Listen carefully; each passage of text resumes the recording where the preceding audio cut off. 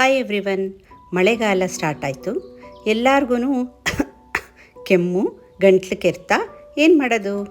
ಬನ್ನಿ, ಶುಂಠಿ ಮತ್ತು ಚಕ್ಕೆ ಉಪಯೋಗಿಸಿ ಒಂದು ಟೀ ಮಾಡ್ಕೊಳ್ಳೋಣ.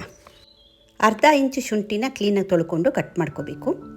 ಒಂದು ಪಾತ್ರೆಯಲ್ಲಿ 1 ಲೋಟ ನೀರನ್ನ ಹಾಕ್ಕೊಂಡು ಅದಕ್ಕೆ ಶುಂಠಿ ಮತ್ತು ಚಕ್ಕೆ ಎರಡನ್ನು ಹಾಕ್ಕೊಂಡು ಚೆನ್ನಾಗಿ ಕುದಿಸ್ಬೇಕು. ಲೋ ಫ್ಲೇಮಲ್ಲಿ 10 ಮಿನಿಟ್ಸ್ ಚೆನ್ನಾಗಿ ಕುದಿಸ್ಬೇಕು. ಅದರ ಕಂಟೆಂಟೆಲ್ಲ ನೀರಿಗೆ ಇಳ್ಕೊಳುತ್ತೆ. ಅದಾದಮೇಲೆ ಇದನ್ನು ಸೋಸ್ಕೊಂಡು ಬಿಸಿ ಇರುವಾಗಲೇ ಕುಡಿಬೋದು. ಬಿಸಿ ಇರುವಾಗಲೇ ಕುಡಿಯೋದಿದ್ರೆ ಏನು ಆ್ಯಡ್ ಮಾಡೋದು ಬೇಕಾಗಲ್ಲ. ಟೇಸ್ಟಿಗೆ ಬೇಕಿದ್ದರೆ ಜೇನುತುಪ್ಪನೋ ಇಲ್ಲ ಬೆಲ್ಲನೋ ಇಲ್ಲ ನಿಂಬೆಹಣ್ಣು, ಈ 3ರಲ್ಲಿ ಯಾವುದು ಬೇಕಾದ್ರೂ ಆ್ಯಡ್ ಮಾಡ್ಕೋಬೋದು. ಈ ಟೀ ಕುಡಿಯೋದ್ರಿಂದ ಗಂಟ್ಲು ಕೆರೆತ, ಗಂಟ್ಲಲ್ಲಿ ಕಿರಿಕಿರಿ ಆಗೋದು ಆ ತಕ್ಷಣಕ್ಕೆ ಸ್ವಲ್ಪ ಮಟ್ಟಿಗೆ ಕಮ್ಮಿ ಆಗುತ್ತೆ.